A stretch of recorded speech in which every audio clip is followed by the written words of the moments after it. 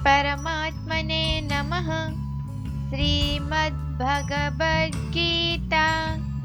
अथ अष्टमोऽध्यायः। अक्षरब्रह्मयोगः।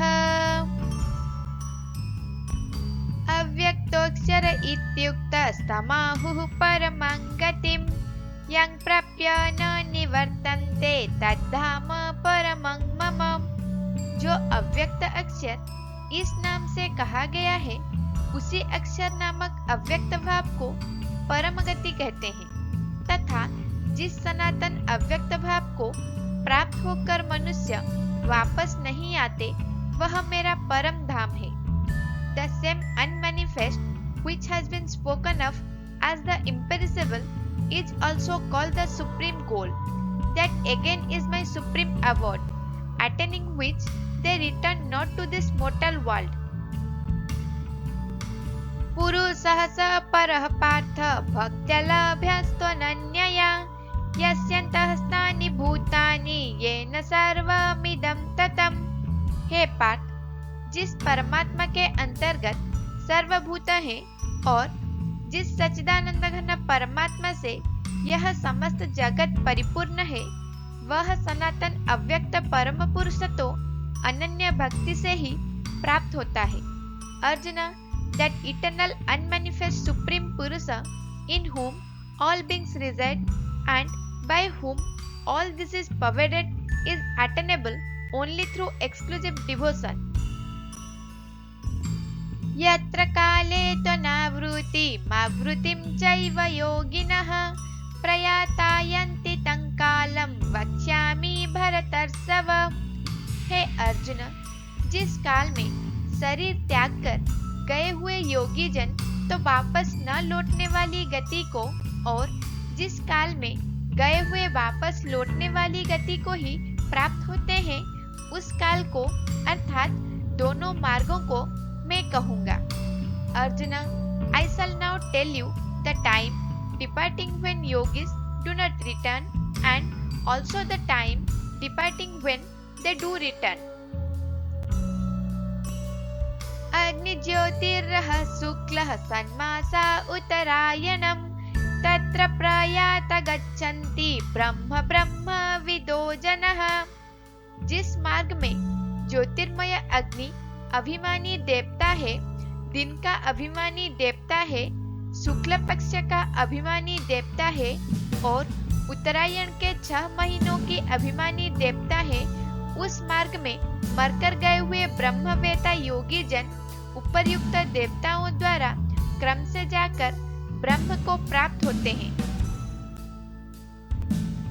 Of the two paths, the one is that in which are stationed that all effulgent fire god and the deities presiding over daylight, the bright fortnight and the 6 months of the northward course of the sun, respectively, proceeding along it after death yogis who have known Brahma, being successively led by the above gods, finally reach Brahma.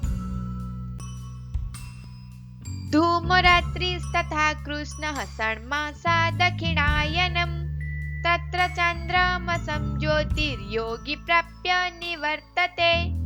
जिस मार्ग में धूमाभिमानी देवता है, रात्रि अभिमानी देवता है तथा कृष्ण पक्ष का अभिमानी देवता है और दक्षिणायन के 6 महीनों का अभिमानी देवता है, उस मार्ग में मरकर गया हुआ सकाम कर्म करने वाला योगी उपर्युक्त देवताओं द्वारा क्रम से ले गया हुआ चंद्रमा की ज्योति को प्राप्त होकर स्वर्ग में अपने शुभ कर्मों का फल भोग कर वापस आता है। The other path is that wherein are stationed the gods presiding over smoke, night, the dark fortnight, and the 6 months of the southward course of the sun. The yogi, taking to this path after death, is led by the above gods, one after another, and attaining the luster of the moon, returns to this mortal world. शुक्लकृष्णे गतीयेते जगतः शाश्वते मते एकया यात्यनावृत्ति मन्यया वर्तते पुनः। क्योंकि जगत के ये दो प्रकार के शुक्ल और कृष्ण अर्थात देवयान और पितृयान मार्ग सनातन माने गए हैं। इनमें एक के द्वारा गया हुआ जिससे वापस नहीं लौटना पड़ता उस परम गति को प्राप्त होता है और दूसरे के द्वारा गया हुआ फिर वापस आता है अर्थात जन्म मृत्यु को प्राप्त होता है। From these two paths of the world, the bright and the dark are considered to be eternal. Proceeding by one of them, one reaches the supreme state from which there is no return, and proceeding by the other, one returns to the mortal world, that is, becomes subject to birth and death once more.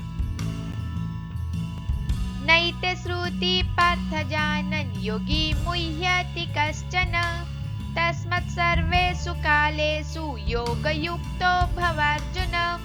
हे पार्थ, इस प्रकार इन दोनों मार्गों को तत्व से जानकर कोई भी योगी मोहित नहीं होता। इस कारण हे अर्जुन, तुम सब काल में समबुद्धि रूप योग से युक्त हो अर्थात निरंतर मेरी प्राप्ति के लिए साधना करने वाले हो। Knowing thus the secret of these two paths, O son of Kunti, no yogi gets deluded. Therefore, Arjuna, at all times be steadfast in yoga in the form of equanimity. वेदेषु यज्ञेषु तपःसु चैव दानेषु यत् पुण्यफलं प्रदिष्टम् अत्येति तत्सर्वमिदं विदित्वा योगी परम स्थानमुपैति चाद्यम्। योगी पुरुष इस रहस्य को तत्व से जानकर वेदों के पढ़ने में तथा यज्ञ तप और दानादि के करने में जो पुण्य फल कहा गया है उन सब को निसंदेह पार कर जाता है और सनातन परम पद को प्राप्त होता है। The yogi, realizing this profound truth, doubtless transcends all the rewards enumerated for the study of the Vedas as well as for the performance of sacrifices, austerities and charities, and attains the supreme and the primal state. Om Tat Saditi Srimad Bhagavad Gitasu Upanishadsu Brahma Vidyayam योग शास्त्रे श्री कृष्ण अर्जुन संवादे अक्षर ब्रह्म योगो नामाष्टमोऽध्यायः। इस प्रकार ब्रह्म विद्या और योग शास्त्र में परिपूर्ण श्रीमद् भगवद गीता उपनिषद रूपक श्री कृष्ण अर्जुन संवाद में अक्षर ब्रह्म योग नामक अष्टमाध्याय समाप्त हुआ। Thus, in the Upanishad sung by the Lord, the science of Brahma, the scripture of yoga, the dialogue between Sri Krishna and Arjuna ends the 8th chapter entitled The Yoga of Imperishable Brahma. मेरे channel को like, share, subscribe करना ना भूलें। धन्यवाद। जय श्री कृष्ण।